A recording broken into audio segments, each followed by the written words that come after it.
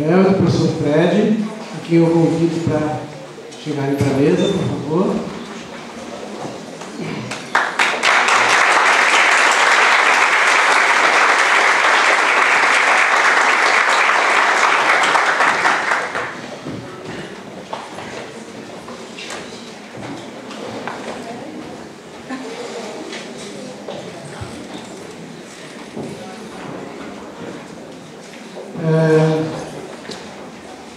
A gente combinou aqui seguir a mesma ordem que está indicada no caderno de resumo, na programação. Então, o professor Fred primeiro vai fazer a fala dele sobre materialismo histórico dialético. E, rapidamente aqui,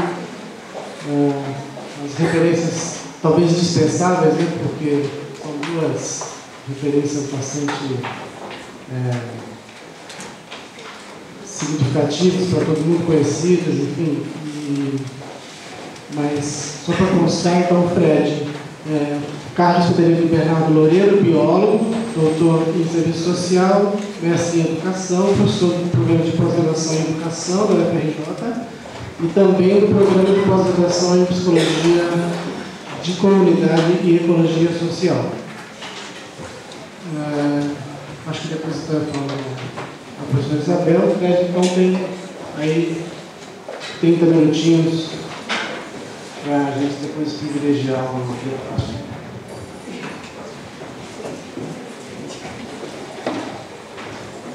Bom dia a todos e a todas.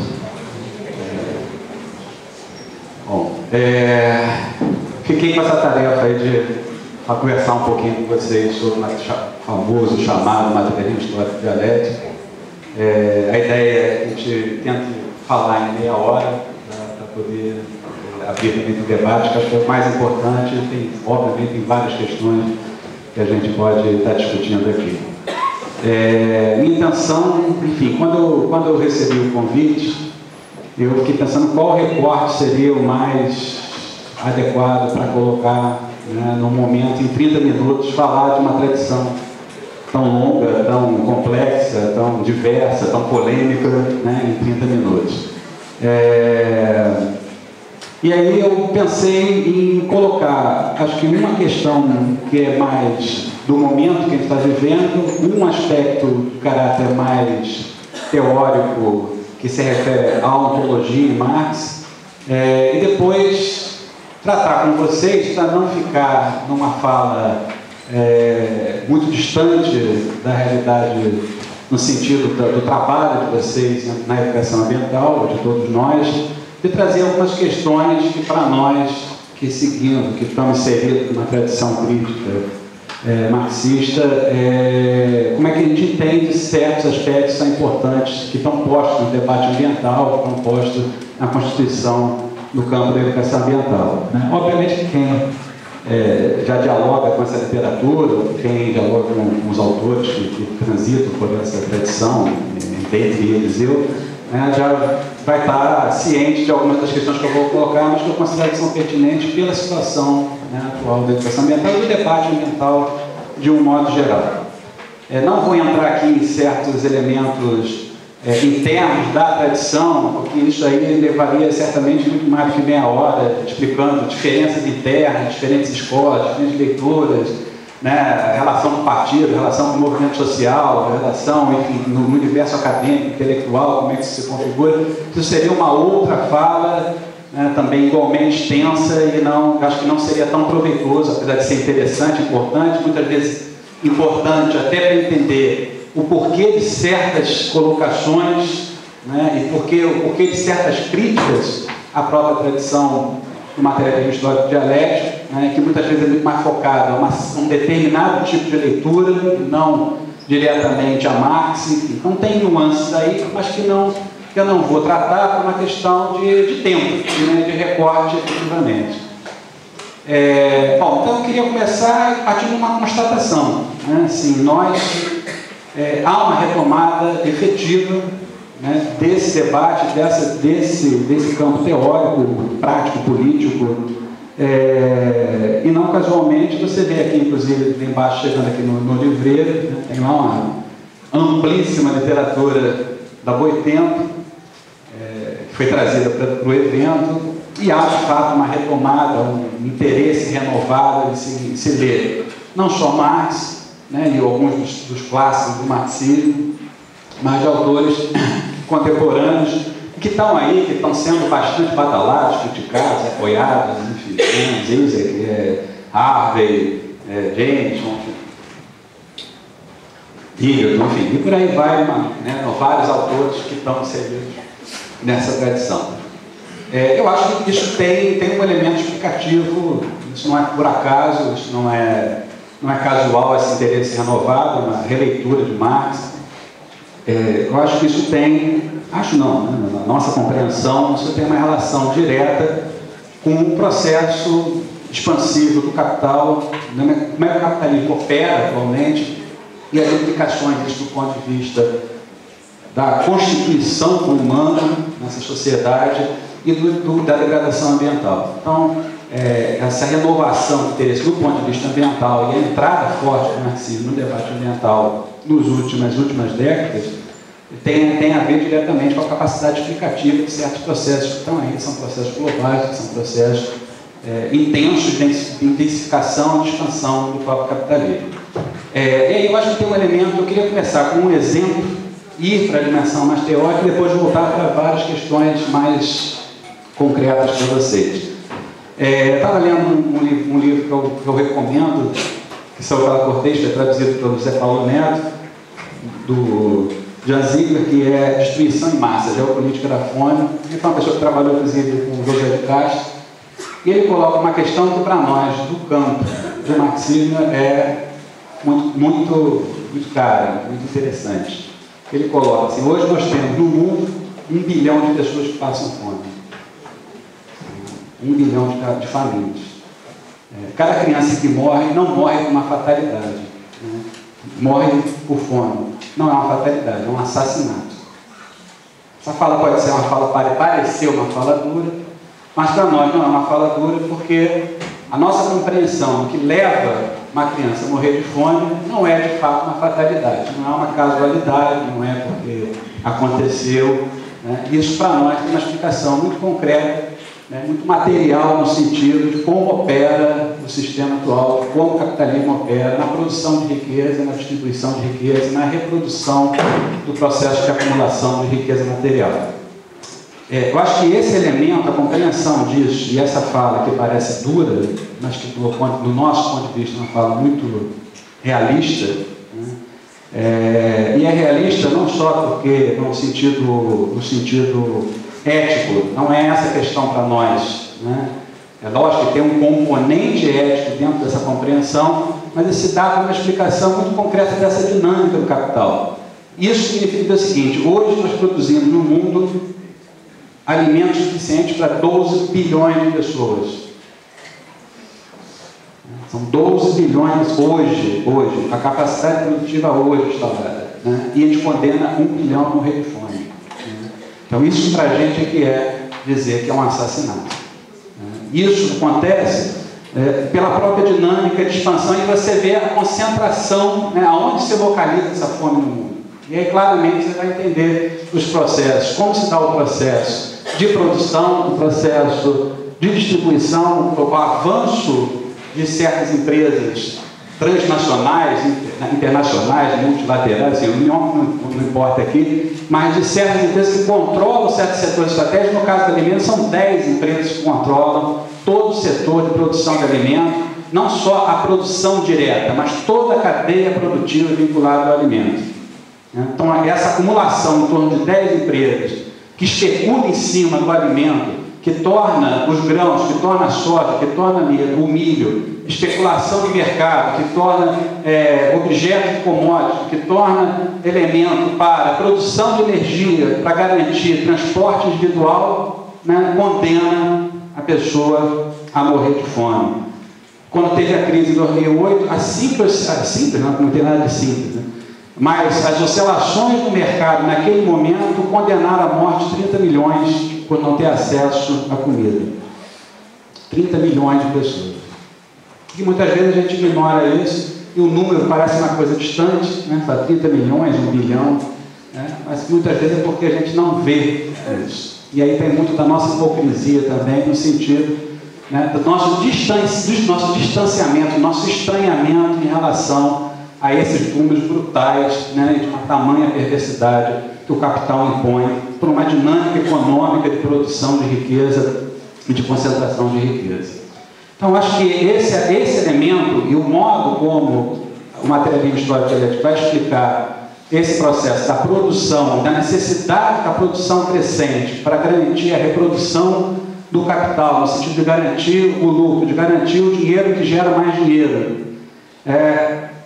Essa compreensão da necessidade intrínseca do capital de se expandir permanentemente e isso gerar os processos atuais, que são os processos de ocupação claramente configurados de certas áreas que antes eram consideradas como reservas estratégicas para o próprio mercado, né, é algo que leva a essa destruição maciça e que leva a algo que também é muito caro para a nossa tradição, que é o processo de estranhamento do ser humano, o processo de coisificação, da transformação da vida em mercadoria. Então, quando a gente enxerga hoje, por exemplo, quando a gente pega aqui esse movimento atual da CNA para rediscutir terra indígena, que isso é uma coisa que está aí posto na pauta, é muito interessante, inclusive é interessante a gente ver como é que discursivamente essas coisas vão sendo construídas. No Brasil, e para o agronegócio, índio bom e índio que tem que ser respeitado é o índio do século XVI, não atual. O índio atual é aquele que deve ser, é o privilegiado, tem muita terra para pouco índio, enfim. Como é que vem exatamente esse discurso? Ele vem exatamente pela necessidade, pelo olhar e pela redução da terra, né, pela redução de certos grupos a esses processos econômicos, necessidade da expansão da própria máquina de produção para o agronegócio, que é, diga-se passagem, uma máquina de produção para exportação e que traz intrinsecamente nela uma demanda absolutamente exaustiva em relação à terra, à expropriação do trabalho e ao uso da água. Isso não é novo, e para quem leu Marx, isso aí não tem rigorosamente nada de novidade. Basta ler lá o livro 3 do Capital, ele vai falar do que é a expansão da agricultura capitalista. Né? E vai entender e vai falar claramente dessa necessidade intrínseca do capital de se expandir permanentemente para a conquista de novos mercados e para a redução da organização social, dos processos societários, dos processos sociais como um todo, redução a uma lógica de mercado, né, que é determinante na nossa compreensão dessa sociedade. Então, assim, por que eu coloquei isso? Porque para a nossa tradição há um elemento central do ponto de vista do método, né, e entrando um pouquinho mais do que se refere à questão da pesquisa, propriamente dita, que eu acho que tem elementos aí que são importantes, do porquê que para a gente certos aspectos não podem ser prescindíveis. Né? Acho que tem muita questão aí polêmica, muita questão que a gente pode abrir para o debate, mas certos elementos são muito centrais do ponto de vista do método. Então, do ponto de vista do método, por ser um método ontológico, eu vou explicar já isso daí, né? Não é possível se fazer o trabalho da educação ambiental em particular, desconsiderando as determinações em que se dão os processos que são analisados. Então, não é possível entender, não é possível propor ou sugerir certas questões do âmbito da educação ambiental, ignorando como se dá essa determinação mais macro do capitalismo e como se dá e como opera aí todo o processo de organização do Estado, das lutas sociais, dos processos institucionais, dos processos discursivos, da hegemonia discursiva, dos processos ideológicos, né, dos aparatos da educação, dos aparatos da comunicação. Então, isso para a gente é o ponto de partida, por quê? Porque é o determinante no sentido da condição na qual a gente se constitui, a partir da qual a gente se constitui e na qual a gente se movimenta. Então, isso não pode ser desconsiderado, porque isso é constitutivo do próprio ser, constitutivo daquilo mesmo, de você e daquilo que você está analisando, estabelecendo como objeto de conhecimento. Então, aí tem um elemento que eu acho central, que é essa questão estritamente ontológica, de constituir-se no devir, constituir-se no processo, de se entender né, nesse movimento de constituição inserido nessa dinâmica contraditória do próprio capital e do próprio fazer a pesquisa acadêmica. Então, é por isso que a gente puxa muitas vezes certos debates em relação a qual o papel da universidade hoje, gerando de conhecimento para quê? Gerando de conhecimento para quem? E com que finalidade? Ontem a gente estava conversando, assim, e aí não é uma crítica, mas repara como são elementos que a gente precisa estar pensando sobre eles. Assim, quantos negros tem no EPEA? Quantos negros tem aqui? Estava falando, tem a Josi lá atrás, tem a companheira lá, tem os três que ontem reparei. Você vai num evento de educação ambiental, normalmente é isso. Quantos quilombolas aparecem? Quantos indígenas aparecem? Quantos extrativistas aparecem? Quantos camponeses aparecem? Quem é o sujeito desse processo? Então, claro que não é intencional, no sentido assim, não chamamos porque somos contra. Não é essa a questão. Para nós não é isso. Não é a questão de intenção, de rotular, é bonzinho, malzinho, maniqueísta, está aqui, está contra. Não é isso, não é titine, não é isso, não. A questão é como se estabelece esse processo e por que se estabelece de uma forma desigual nessa sociedade. E aí, para a gente, tem um elemento que eu acho que eu tenho que colocar. Para o marxismo, a gente pode discutir qualquer aspecto relativo à diversidade. Não é, porque eu já ouvi essa crítica, reduz tudo a questão de classe. Não é reduzir a questão de classe, mas entender aquilo que é o determinante nesta sociedade. Então, por que isso é fundamental? Porque não, para nós, eu não posso fazer um debate sobre gênero, sobre etnia, sobre qualquer outra questão, ignorando que essa diversidade se constitui numa sociedade desigual. Não estão postas efetivas numa condição do diverso, mas é um diverso que está posto sob uma condição desigual. Marx coloca isso de uma forma muito clara, né? Essa é uma interpretação torta em relação a ele, dizer que o processo de debate do igual exclui o diverso. Nunca foi. O antagônico de igual é desigual.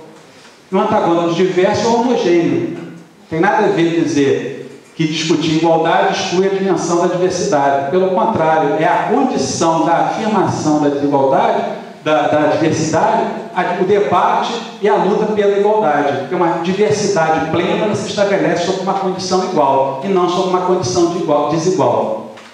Porque senão é um diverso posto desigualmente e de forma subordinada. Nessa sociedade significa dizer o seguinte hoje em dia: somos inclusivos.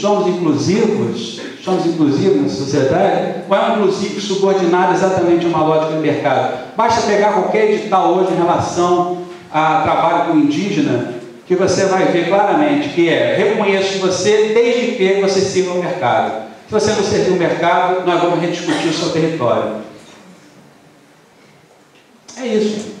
É literalmente isso. Como é que se reconhece quilombola? Se reconhece pela condição de as pessoas vão lá comer feijoada, dançar junto, mas você se insere na luta do quilombo, não é uma luta simplesmente porque você gosta do tradicional. Não, na verdade não é nem essa terminologia, né? Do trabalhador, não, assim, por uma questão vocacional, não é essa a discussão. Então, são grupos que ou estão numa condição de expropriação direta ou estão numa condição de expropriação e de subordinação pela própria lógica de reprodução do capital. E isso não dá a esses grupos a possibilidade de efetivamente estar em uma condição de igualdade na sociedade. E mais do que isso, a possibilidade do reconhecimento está negada numa lógica do capital. Então, isso para a gente coloca o seguinte: o debate ético, que é tão falado na área ambiental, né, ele só faz sentido para a gente se ele é vinculado à materialidade desses processos sociais, porque senão fica um apelo a valores sem entender o modo como esses valores se dão na efetividade dessa sociedade. Então, reconhecer em que sentido? Quantas vezes eu vi em evento de educação ambiental as pessoas fazendo atividades com determinados grupos camponeses, mas não querendo fazer a discussão da propriedade da terra. Então, é reconhecer em que sentido? Isso é reconhecer? Isso de fato é reconhecer? Bom, então deixa eu colocar algumas questões que eu acho que são importantes. Vou pontuar alguns aspectos, assim, coisas que eu já até ouvi aqui durante o próprio evento. Bom, dizer que a crise energética, vou pontuar mesmo, sabe, assim, a questão em relação à população, à energia, ao trabalho acadêmico, ao Estado, à política pública, enfim. Vou só pontuar de propósito a forçar depois o debate.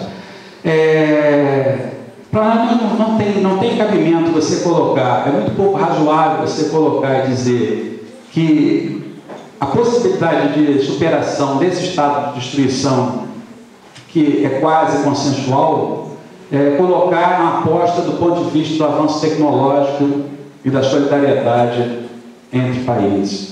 Assim, isso não tem nenhum parâmetro de realidade para fazer tal afirmação. Primeiro porque tecnologia é uma força produtiva. A ciência e tecnologia são forças de produção. Olha, então elas não são isentas, não são neutras, não são produzidas neutramente, e são produzidas claramente vinculadas, né, ao interesse de reprodução ampliada. E mais do que isso, do ponto de vista da energia, isso é muito claro, muito claro. Leia um livro chamado Fim do Capitalismo como Conhecendo, do Altvater, foi traduzido para o português esse livro, saiu pela Civilização Brasileira. Ele coloca muito esse debate em relação ao petróleo. Por que o capital investe tanto no petróleo? Já pararam para pensar sobre isso? Por que as empresas de petróleo... Por que há um investimento tão maciço no conhecimento, na produção de ciência e tecnologia em torno da produção de petróleo? Porque é a forma de energia mais eficiente do ponto de vista econômico do processo produtivo. Então, não vem com esse apelo de dizer assim, não, temos que fazer produção limpa. Mas a produção limpa, para esse padrão de produção, é altamente destrutiva. Não é a energia em si, mas são as relações de produção que determinam o grau do impacto. Ou seja, não há nenhuma possibilidade de você produzir energia eólica suficiente sob esse padrão de produção. E não é por acaso que volta com o discurso da energia nuclear. Por que volta o discurso da energia nuclear? Porque a energia nuclear, depois do petróleo, é ainda hoje, né, a fonte de energia mais eficiente do ponto de vista da produção.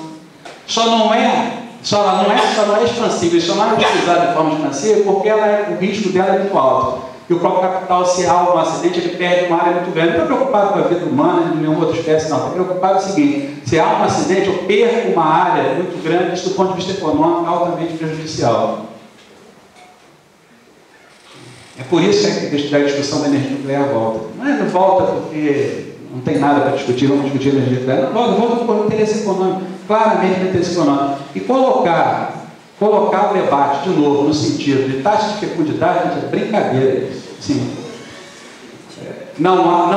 A África representa 5% da população e o impacto da África no planeta é 1%. 1%.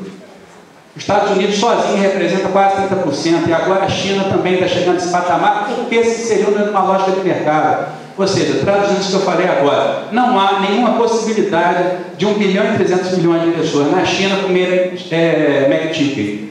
Você quer inserir a China para comer McChicken, só pode gerar colapso do ponto de vista alimentar. Mas não é porque o chinês come muito, não.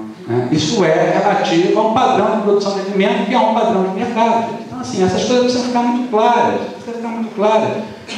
Dizer que a população cresce e isso é que determina o impacto e necessidade de alimentos é o discurso da Revolução Verde.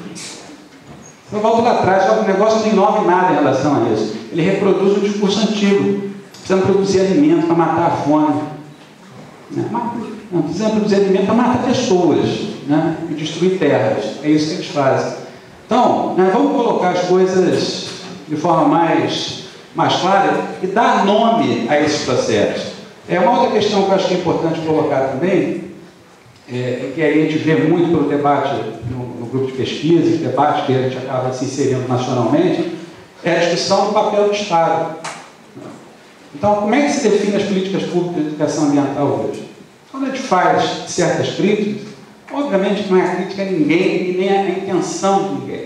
mas é a compreensão daquilo que é o determinante deste Estado atual. Ontem alguém colocou, numa das nossas sessões de trabalho, estou com ver, cadê o Marcos ali, né? Colocou assim, olha, precisa entender, claro, assim, como é que esse Estado opera para garantir esse padrão. Não é, o Estado é contraditório, com todo o processo social é contraditório. Então, obviamente, dá para atuar. Depois a gente pode discutir essa das estratégias, os limites dentro disso daí. Agora, pressupor que a intenção de alguém supera aquilo que é o próprio Estado, né, que isso legitime, então, a política, né, tem alguma coisa de equivocado nessa lógica de argumentação.